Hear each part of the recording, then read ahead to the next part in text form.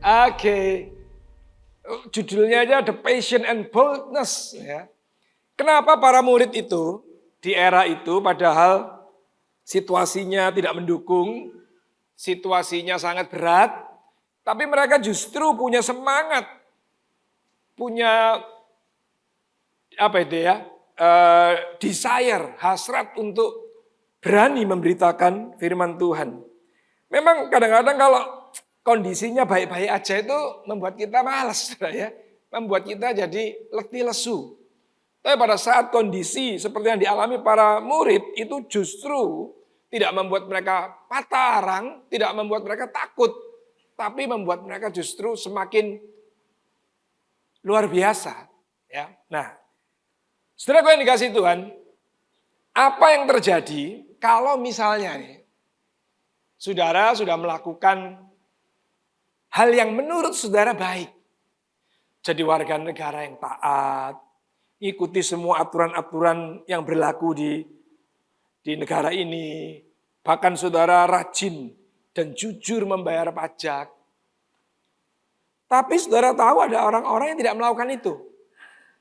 Yang curang, yang seenaknya sendiri, yang suka nyogok gitu ya. Lah faktanya, tapi saudara banyak mengalami justru keribetan. Ngalami justru tekanan. Ngalami justru aniaya mungkin secara mental. Kira-kira kalau itu terjadi, saudara masih mau hidup taat dan benar nggak? Siapa yang mau? Sedikit ya? Sedikit kan? Yang nggak mau? Nggak melakukan kebaikan, nggak bayar pajak, ini nggak apa-apa kok. Betul kan? Nah, sudah bayangkan ada seorang pemazmur namanya Asaf. Dia ngomong, dia sempat tergelincir kakinya karena cemburu, iri. Kepada siapa? Kepada itu. Orang-orang yang hidupnya curang, jahat, tidak takut akan Tuhan. Tapi dikatakan dia sehat, dia gemuk katanya. Tapi gemuk nggak sehat loh ya. Ini perjanjian lama soalnya. Dia gemuk, kondisinya baik. Tapi justru orang-orang yang menjaga tangannya tetap bersih, menjaga hatinya tetap bersih, yang menjaga tetap mulutnya bersih, justru hidup seakan-akan kena tulah. Nah kalau sudah begini, apa yang mesti kita pilih? Nah, Asaf mengatakan dia sempat hampir tergelincir, hampir terpengaruh, hampir mengambil keputusan, wes gak usahlah macam-macam gereja-gerejaan. Wes gak usahlah macam-macam pelayanan-pelayanan. Gak usahlah macam-macam belajar Alkitab serius. Wong buktinya begitu kita makin sungguh-sungguh, justru makin ribet hidup ini. Betul nggak saudara? Nah, tapi para murid beda. Para murid jelas hidup dalam tekanan yang nyata secara fisik. Dimiskinkan secara terstruktur. Bukan mereka malas loh saudara. Memang dibuat sulit untuk bekerja. Memang dibuat sulit untuk berusaha. Memang dimiskinkan secara sengaja. Supaya kapok, supaya tidak lagi memberitakan kabar tentang Yesus yang bangkit. Nah yang kebetulan sudah punya aset, kebetulan sudah punya tanah. Nah mereka lah yang akhirnya mau nggak mau membantu orang-orang yang dimiskinkan itu. Memang sulit keadaannya. Tapi kenapa para murid bisa tetap punya passion, tetap punya keberanian, tetap boldness. Tidak gentar dia menghadapi itu semua. Nah kita mesti cari tahu kan, apa yang terjadi dalam kehidupan mereka ini. Kita baca ya, 26 sampai selesai gantian. Maka pergilah kepala pengawal serta orang-orang ke bait Allah, lalu mengambil kedua rasul itu, tetapi tidak dengan kekerasan. Karena mereka takut kalau orang banyak melempari mereka.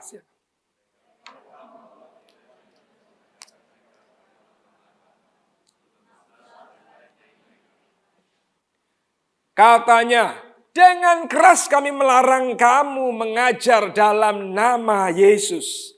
Namun ternyata kamu telah memenuhi Yerusalem dengan ajaranmu yang kamu hendak menanggungkan darah orang itu kepada kami.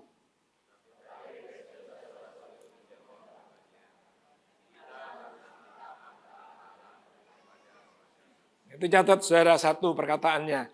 Kita harus lebih taat kepada Allah daripada kepada manusia. Allah nenek moyang kita telah membangkitkan Yesus yang kamu gantungkan pada kayu salib dan kamu bunuh.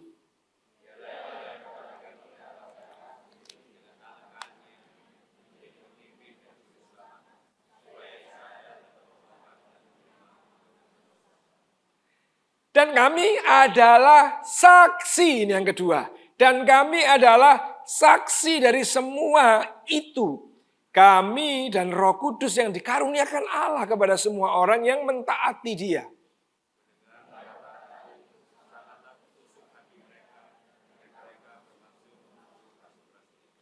Tetapi orang Farisi dan mahkamah agama itu yang bernama Gamaliel, seorang ahli Taurat yang sangat dihormati seluruh orang banyak, bangkit dan meminta supaya orang-orang itu disuruh keluar sebentar.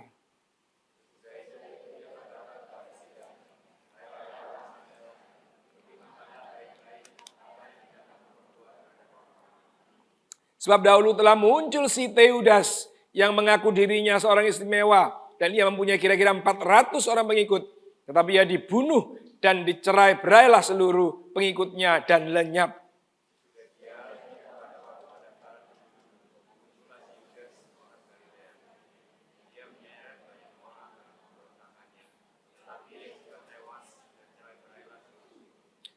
Karena itu aku berkata kepadamu, jangan bertindak terhadap orang-orang ini. Biarkanlah mereka, sebab jika maksud dan perbuatan mereka berasal dari manusia, tentu akan lenyap.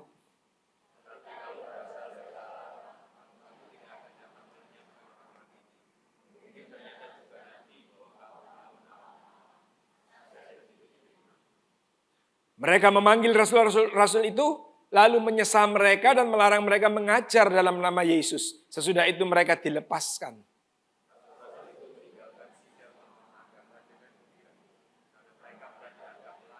Wah. Dan setiap hari mereka melanjutkan pengajaran mereka di bait Allah dan di rumah-rumah orang yang memberitakan Injil tentang Yesus adalah Mesias. Saudara yang dikasihi Tuhan, ada 3 kata yang perlu kita perhatikan di sini. Yang pertama adalah perkataan Petrus yang luar biasa. Kita harus lebih taat kepada Allah daripada kepada manusia. Kedua, perkataan Gamaliel yang adalah ahli Taurat dan orang Farisi itu. Yang ketiga, sukacita karena penderitaan. Oke, kita bahas. Kita harus taat kepada Allah daripada kepada manusia.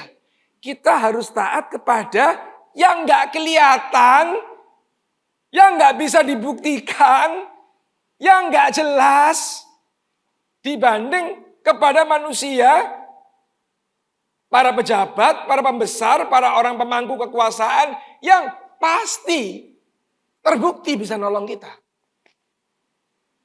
Betul apa enggak? Lah buktinya kan orang-orang Kristen kalau gerejanya ditutup, cari siapa? Mana-mana ada nggak anggota DPR yang Kristen? Kenal enggak itu sama Pak Prabowo itu? Yang Kristen. Bukannya keluarganya dia juga banyak yang Kristen ya? Kita cari keluarganya. Pokoknya kita bingung seolah-olah orang-orang Kristen itu bisa, yang kelihatan, yang terbukti punya power itu bisa bela kita. Terus akhirnya kita ikuti nasihat mereka. Kita taat. Betul apa enggak? Terus mereka ngomong, iya buka gereja tapi jangan nyolok-nyolok. Betul apa enggak? Ya boleh memberitakan nama Tuhan Yesus, nginjil, tapi enggak usah baptis orang. Pokoknya semua diturunkan, akhirnya Injil enggak diberitakan dengan komplit dan sejati. Nah, para murid jelas. Dia ngajari, nggak usah pusing. Nggak usah takut kepada manusia, takutlah kepada Allah. Karena sudah ada kejadian-kejadiannya. Kisah para Rasul ini mengatakan begini, Allah nenek moyang kita telah membangkitkan Yesus yang kamu gantungkan di kayu salib. Kamu bunuh, dialah yang telah dibangkitkan oleh Allah sendiri dengan tangan kanannya menjadi pemimpin dan juru selamat. Supaya apa? Israel bertobat menerima pengampunan. Jadi maksud para murid ini baik. Betul apa enggak? Berharap orang Israel itu yang gagal memahami seluruh kitab para nabi, yang sedang bernubuat, yang sedang ngasih tahu bahwa akan ada satu pribadi, Mesias yang akan muncul membebaskan Israel dari perbudakan dosa. Dia nggak paham. Dikasih tahu, dibuat paham, nggak mau. Dia berpikir hari ini kita ini diperbudak Romawi. Betul apa enggak? Hari ini kita ini diperbudak oleh kesulitan ekonomi. Hari ini kita diperbudak oleh pasangan hidup kita. Hari ini kita ini diperbudak oleh, apalagi nggak tahu, yang mempersulit saudara. Lah, padahal para rasul akhirnya memberitakan yang sebenarnya itu nggak penting.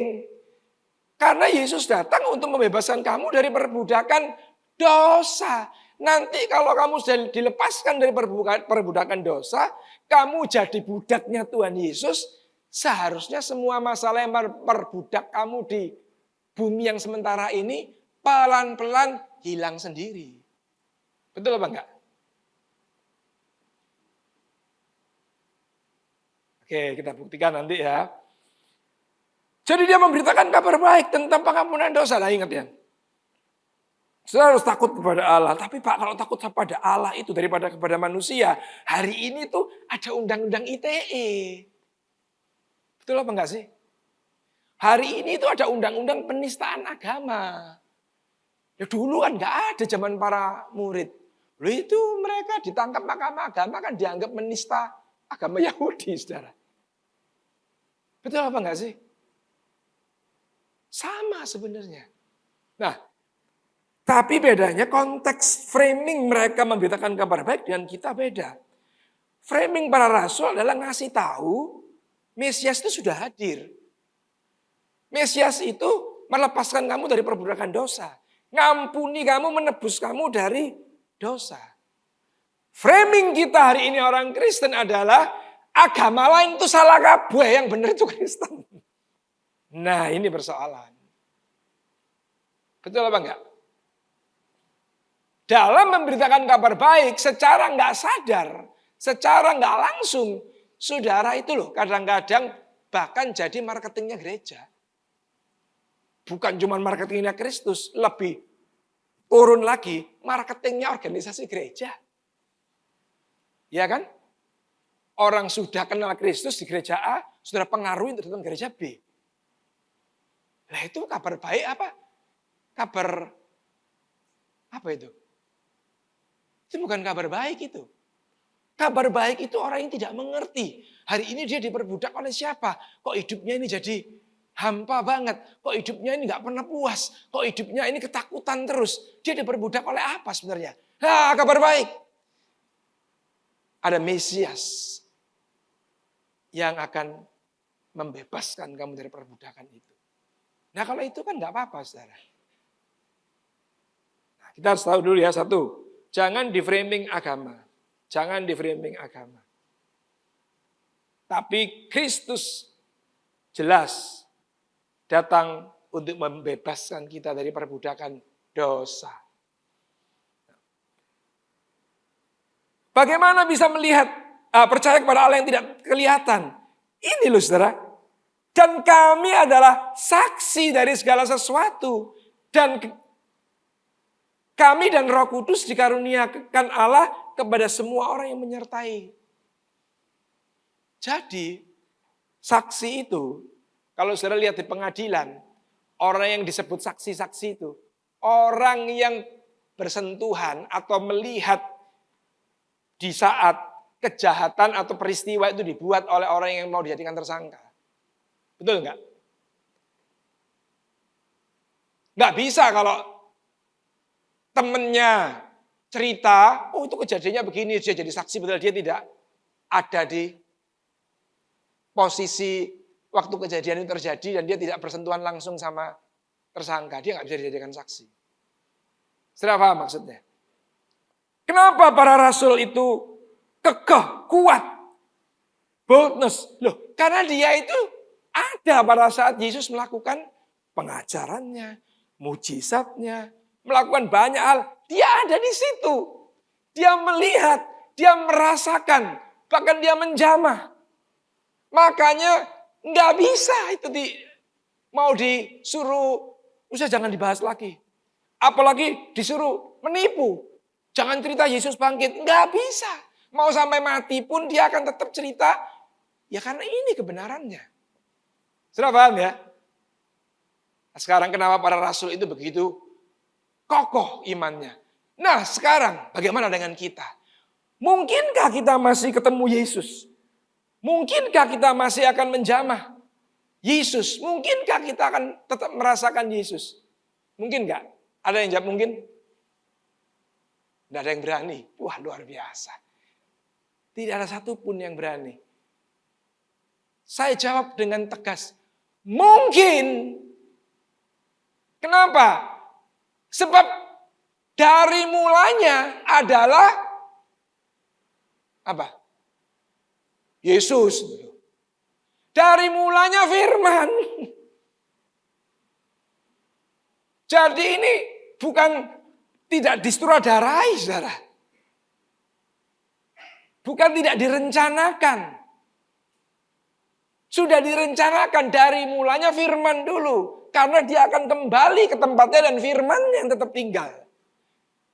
Yang masih mungkin berhubungan dengan kita. Saudara ketemu Tuhan. Saudara bisa menjamah Tuhan. Saudara bisa akhirnya dengan kemampuan Roh Kudus, dengan pengurapan Roh Kudus bisa melakukan kehendak Tuhan. Itu lewat firman. Tok.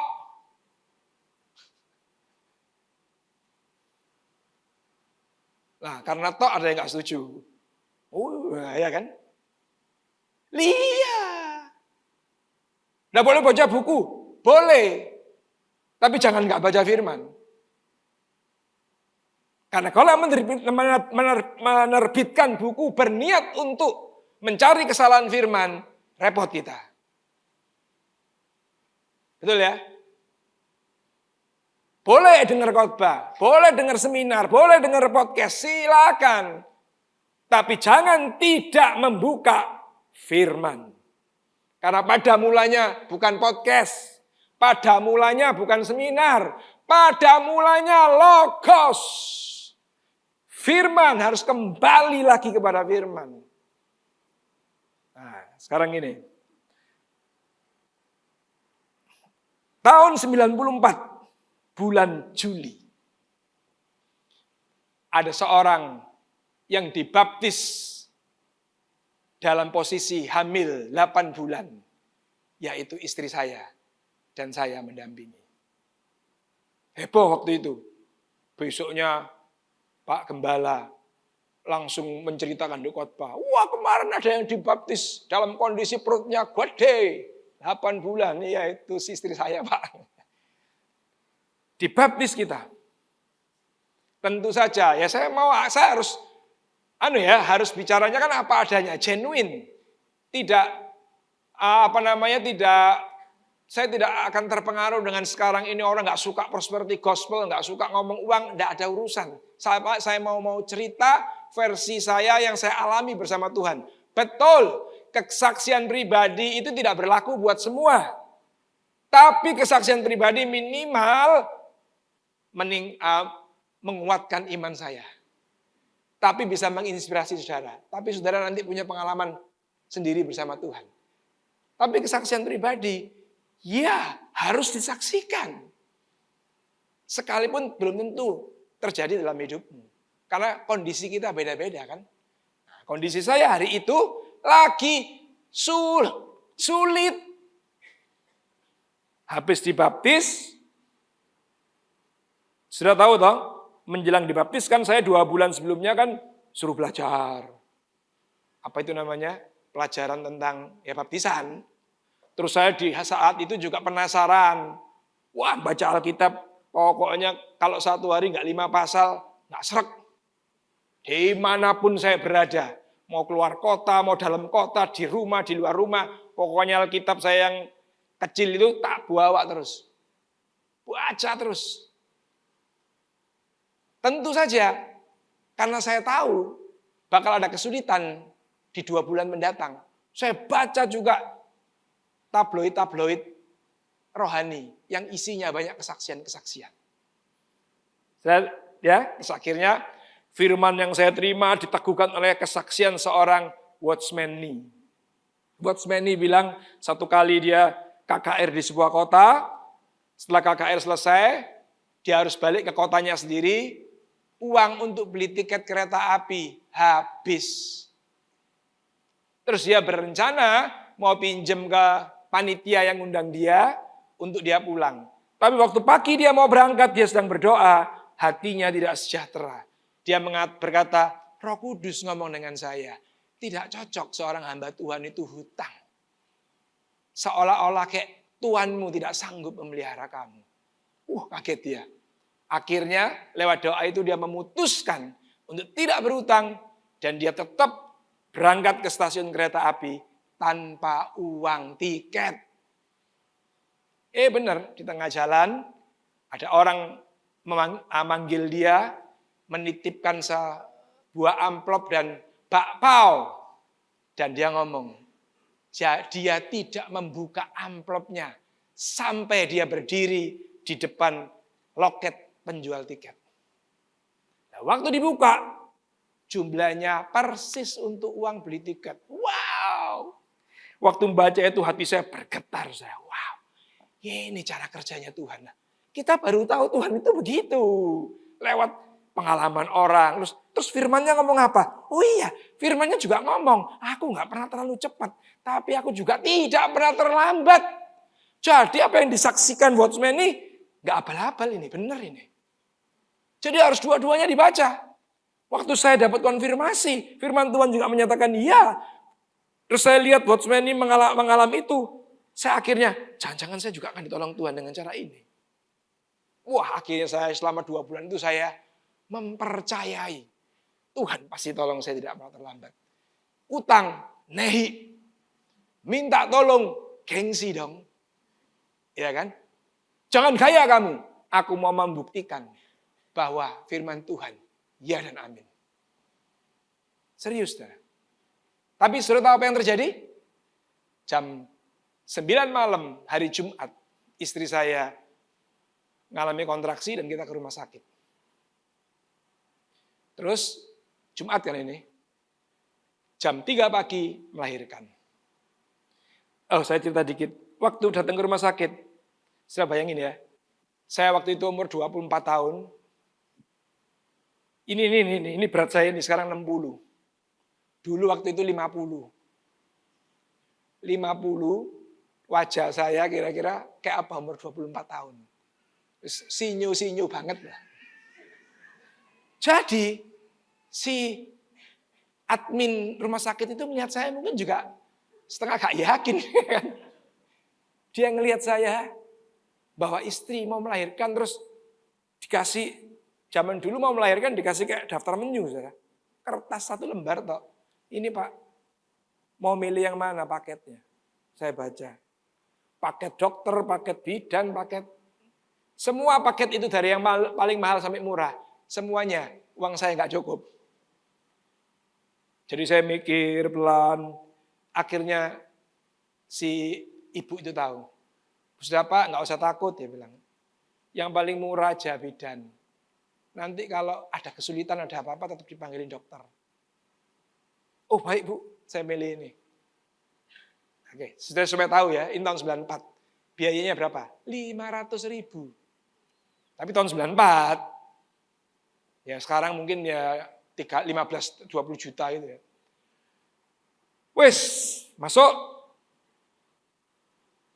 Sabtu pagi dini hari lahir, terus otak manusia saya berpikir, saya kan sudah dibaptis, saya kan sudah ikut komsel sebulan, sudah punya teman komsel. Jadi, bayangan saya, Sabtu pagi, Sabtu sore, Minggu pagi, Minggu sore ada 4 kali jam besuk, pasti Tuhan kirimkan angpau untuk saya Senin, bisa pulang. Betul apa enggak? Logis dong. Enggak berdosa kan? Boleh kan? Berharap begitu. Tapi Tuhan tidak mau. Karena kurang gereng kesaksiannya. Loh iya kadang-kadang Tuhan itu sengaja tapi membuat kita gelisah untuk membuat jadi sebuah kesaksian yang tidak bisa dibantah gitu loh. Lah kalau orang setiap komsel yang baik-baik itu semua ngasih uang terus saya bisa bayar pakai itu. Kira-kira kalau saya bersaksi orang ngomong apa? Ya pantas lah Pak, mereka kamu lagi susah orang-orang itu ya kasihan kamu disumbang.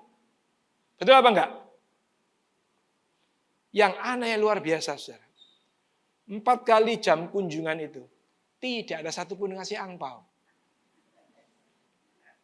Enggak tahu orang apakah anak Tuhan zaman dulu pelit-pelit deh. Enggak sih, enggak. Datang ngasih apa? Baju bayi, kacang, sampo. Pokoknya saya bingung, ini apa-apaan ini? Enggak ada satupun yang amplop.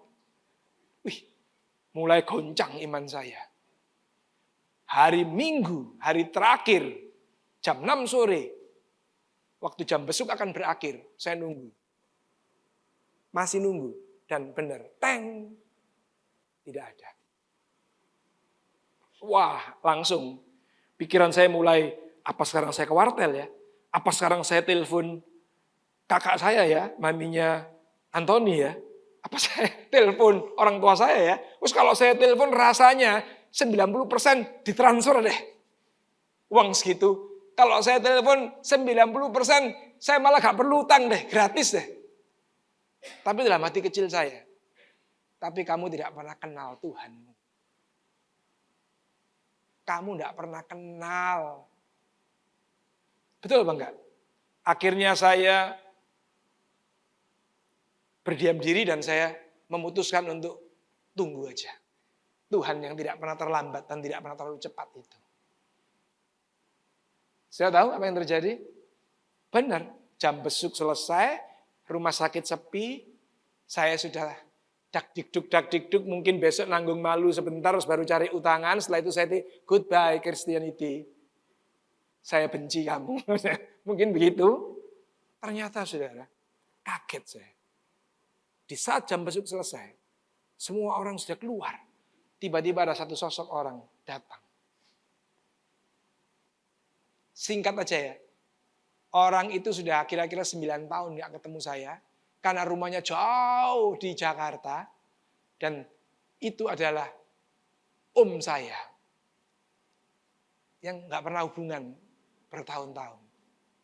Tiba-tiba secara ajaib dia datang. Cuma ngomong, istrimu gak apa-apa ya, selamat ya? Iya. Kamu oke toh? Ya udah, yes.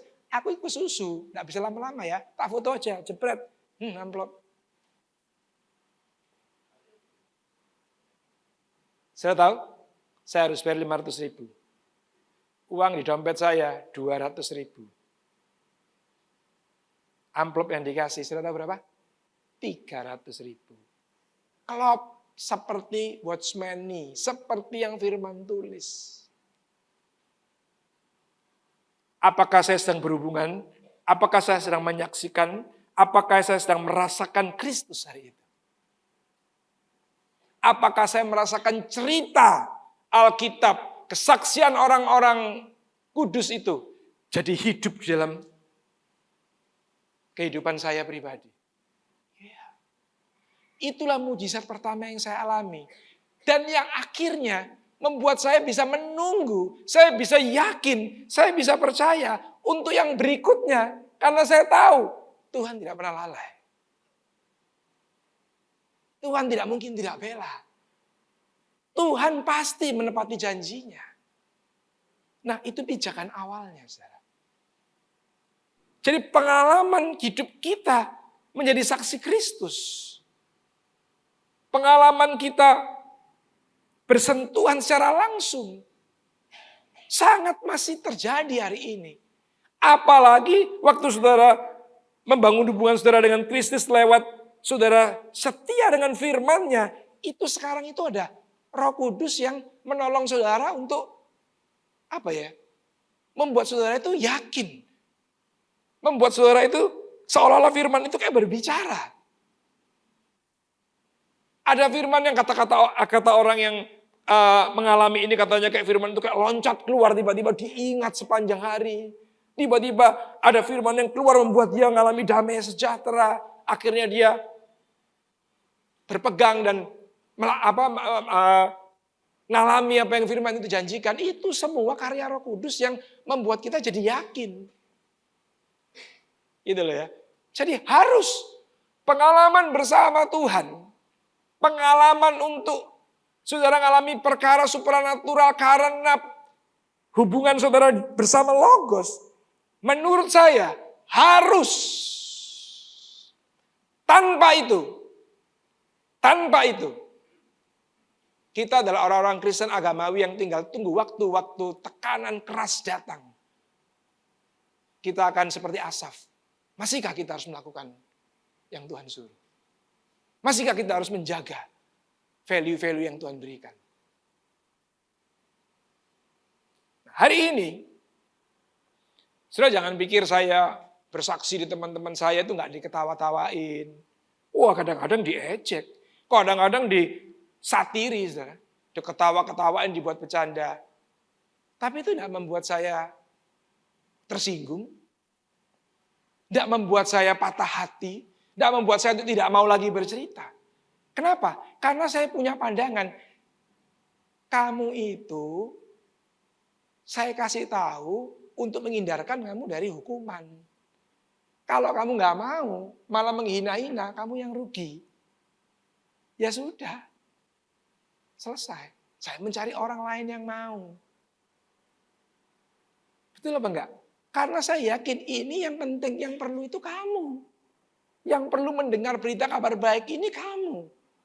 Jadi saya tidak ada kerugian sama sekali dengan orang itu tidak menerima atau bahkan menghina. Ya, tetapi apa itu? Kondisi semacam itu, saudara baru bisa jalankan waktu saudara benar-benar mengalami Tuhan secara nyata. Secara nyata.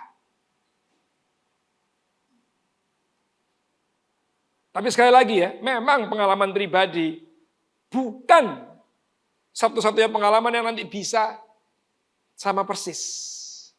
Jadi kayak sebuah jurus, kamu harus gini, nanti kamu alami gini. Bukan. Bukan sama sekali ya. Oke. Kedua, perkataan Gamaliel. Saudara tahu kan? Gamaliel ini gurunya Paulus. Bayangin. Paulus ini penganiaya jemaat. Lah ini pelatihnya. Ini gurunya. Lah pada waktu orang-orang bersidang, para penguasa itu bersidang dan ingin membunuh orang-orang yang sering kali mau dibunuh Paulus itu. Harusnya gurunya ngomong apa? Betul, habisi aja semua. Cari sampai ke lubang-lubangnya. Harusnya kan begitu dong. Orang dia ini tokoh yang memang memusuhi, yang memang berlawanan dengan ajaran Kristus pada waktu itu. Tapi saudara lihat, justru Gamaliel lah orang yang akhirnya memberikan nasihat pragmatis. Dia berpikir logis. Sudahlah, aneh ya saudara. Dia berpikir justru kalau ini bukan pekerjaan Tuhan bubar sendiri nanti. Gak usah kamu apa-apain. Lucu. Atas nasihat Gamaliel, mereka percaya. Dan akhirnya para murid bisa lolos. Sudah tahu nggak dari sini message-nya apa? Ini loh. Ada kedaulatan Allah.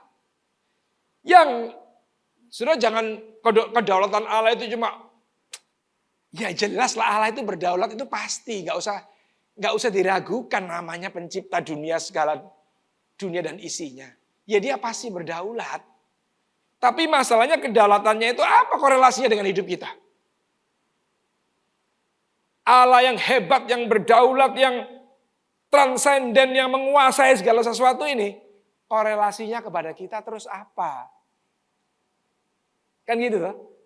Korelasinya itu ini loh saudara. Kedaulatan Allah itu yang harusnya semakin menguatkan iman kita waktu kita terpojok. Seolah-olah tidak ada satupun orang di pihak kita yang bisa nolong. Ingatlah Allah itu berdaulat. Bahkan musuh kita pun bisa dipakai untuk menolong kita. Sudah paham ini? Makanya Yesaya pernah bikin lagu.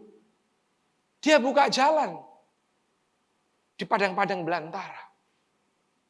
Dia buka sungai-sungai di padang-padang gurun. Di tempat-tempat yang mustahil, yang gak mungkin. Karena dia berdaulat, dia mampu. Allah mampu membuat itu. Nah ini. Ini tadi kan. Demikian juga Roh membantu kita dalam kelemahan kita. Sebab kita tidak tahu bagaimana harusnya berdoa. Tapi Roh sendiri membantu kita kepada Allah untuk keluhan-keluhan yang tidak terucapkan. Dan Allah menyelidiki hati nurani, mengetahui maksud Roh itu, yaitu bahwa ia sesuai dengan kehendak Allah berdoa untuk orang-orang kudus. Kita tahu sekarang bahwa Allah turut bekerja dalam segala sesuatu untuk mendatangkan kebaikan bagi mereka yang mengasihi Dia, yaitu bagi mereka yang terpanggil sesuai rencana Allah. Saya mau disclaimer. Yes, bahasa roh itu, doa dalam roh itu anugerah. Paulus pun berdoa dalam roh. Saya pun berdoa dalam roh. Kenapa? Karena itu tadi yang saya katakan. Kalau saya terdesak, saya pasti pikiran saya mencari pertolongan orang-orang yang menurut saya mungkin. Padahal Allah sedang menyediakan pertolongan yang jauh lebih hebat lewat orang-orang yang tidak mungkin. Paham dulu ya pelan-pelan. Kalau kita terdesak dalam sebuah situasi yang enggak kita inginkan. Kalau kita berdoa dengan akal budi kita yang terbatas ini, otak kita yang terbatas ini, kita selalu berpikirnya, berdoanya untuk mencari pertolongan ke alamat-alamat yang kita anggap mungkin bisa menolong kita. Betul? Tapi waktu saudara berdoa dalam roh dengan keluhan yang tidak terucapkan, itu tidak terbatas. Roh yang berdoa. Maka itu roh berdoa untuk mencarikan kita pertolongan yang terbaik. Yang kita butuhkan. Dan itu datangnya kadang-kadang lewat orang-orang yang kita anggap nggak mungkin atau mustahil. Makanya firman Tuhan ngomong, bagi manusia betul itu mustahil, tapi bagi Allah tidak ada yang mustahil.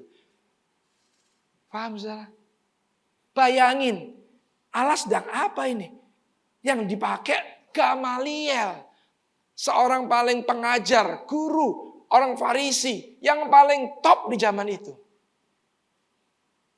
Yang dipakai justru untuk membebaskan para rasul pada waktu terancam hukuman mati. Sudah bisa nangkep ya? Kesaksian lagi. Harus banyak kesaksian. Setelah saya lahir baru, mengalami mujizat, saya mulai pede bersaksi. Kalau enggak gitu enggak pede saudara. Enggak ngalami Tuhan bersaksi tentang Tuhan mana bisa pede. Ngalami Tuhan, wah. Setahun kemudian saya dipanggil ke rumah mertua saya. Dikasih surat cinta. Surat cintanya apa saudara? Dalam waktu 14 hari, tolong kosongkan rumah ini. Karena 2 tahun sudah tidak ada angsuran. Bahkan bank pun tidak dibayar. Waduh. Baru setahun Kristen. Sudah tahu keluarga istri saya, orang lokal sini, tidak ada satupun yang mengenal Kristus. Ya. Nah, kalau istri saya akhirnya jadi Kristen ya karena tidak mau kehilangan saya. Nah, itu aja. Jadi jangan menghina. Ya kan?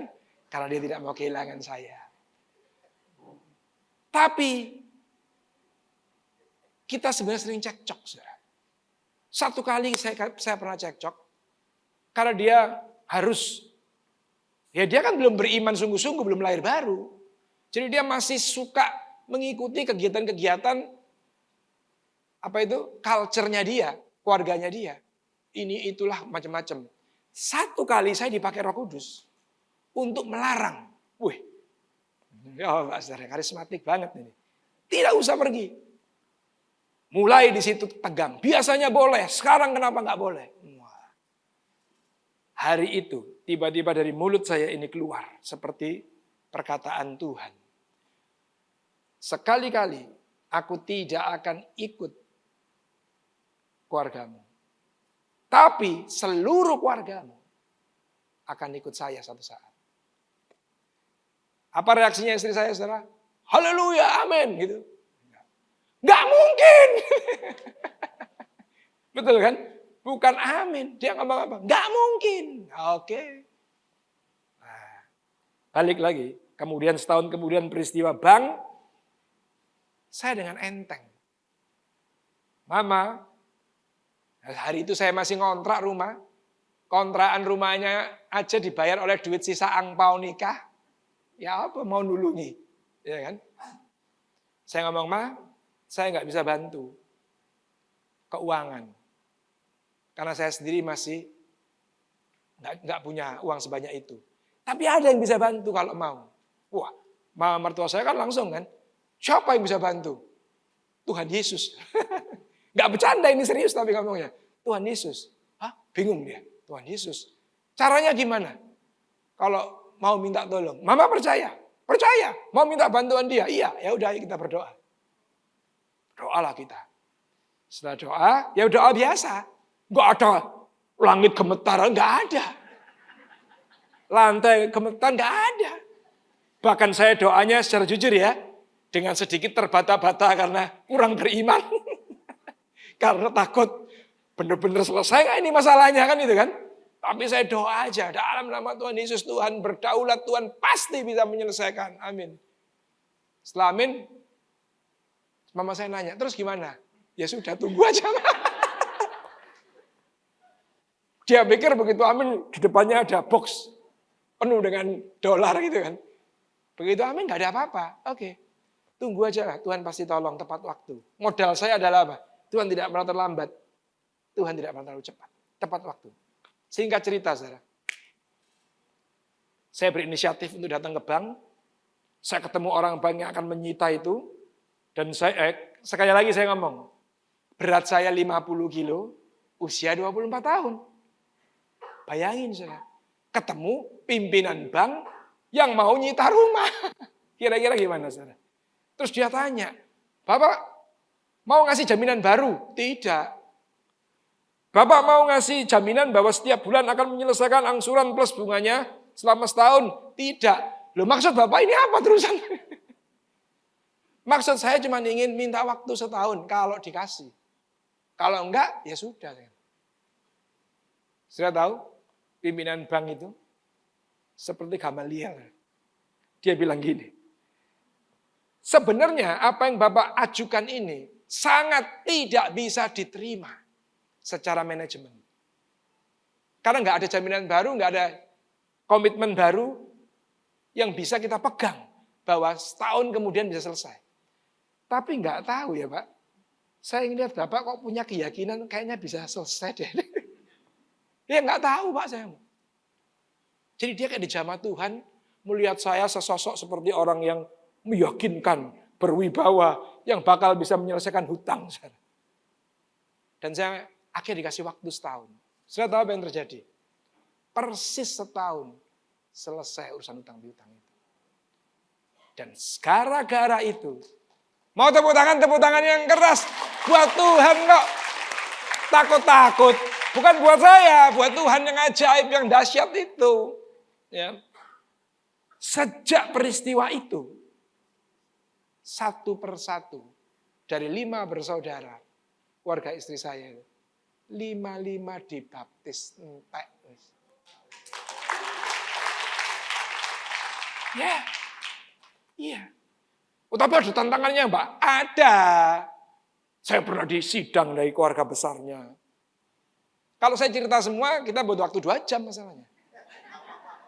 Tapi banyak cerita yang dalam suasana yang menyeramkan, yang menakutkan, yang menekan, yang membuat saya kadang-kadang juga ragu. Ada tentu. Tentu ada kehidupan seperti itu. Tapi saya tidak pernah khawatir dan gentar lagi semenjak Tuhan membuktikan dari janji yang pertama, anak saya pertama lahir itu. Akhirnya saya melewati sampai hari ini, 32 tahun saya ikut Tuhan. Ada berapa kali krisis, ada berapa kali tragedi di tempat ini. Saya menghadapi nggak lagi dengan self pity. Nggak usah. Karena Tuhan itu berdaulat. Kalau dia izinkan, ada maksudnya. Kalau dia mau buka pintu, di mana aja mau tembok beton, dia tetap bisa buka pintu. Kalau dia mau bikin mata air, di mana aja, biar padang gurun bisa keluar mata air. Itulah realita Tuhan yang saudara dan saya sembah. Tidak boleh dihilangkan ini. Tetapi memang, sekarang ini. Memang, karena akhirnya kan gini ya. Pada akhirnya kan sukacita karena penderitaan. Yang 2 poin yang saya saksikan adalah bahagia, happy. Wow. Yes. Tapi kita akan bertumbuh terus iman kita mengiring Tuhan ini. Itu kan tahun-tahun pertama saya mengiring Tuhan. Tuhan kayak wow. Membuat demonstrasi terus-menerus dalam kehidupan saya. Untuk membuat saya makin yakin, makin percaya. Terus berdampak di orang-orang sekitar saya. Akhirnya mereka juga bisa mengenal Kristus yang tidak cuma diceritakan kehebatannya, tapi dinyatakan kehebatannya. Tapi setelah belasan tahun saya mengenal Tuhan, mulailah muncul yang namanya penderitaan. Kenapa pertanyaannya? Kok Tuhan nggak terus buat kita happy aja? Nah gini saudara, ini loh saudara. Jadi karena Kristus telah menderita penderitaan badani, kamu pun harus juga mempersenjatai dirimu. Ini untuk apa ditulis? Ada maksudnya. Sebab dengan pikiran demikian, karena barang siapa telah menderita penderitaan badani, ia telah berhenti berbuat dosa. Ia telah berhenti memuaskan hawa nafsunya. Ia telah berhenti mengembangkan kedagingannya.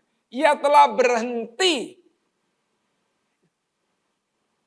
supaya waktu yang tersisa kamu pergunakan menurut keinginan. Kamu pergunakan menurut keinginan manusia.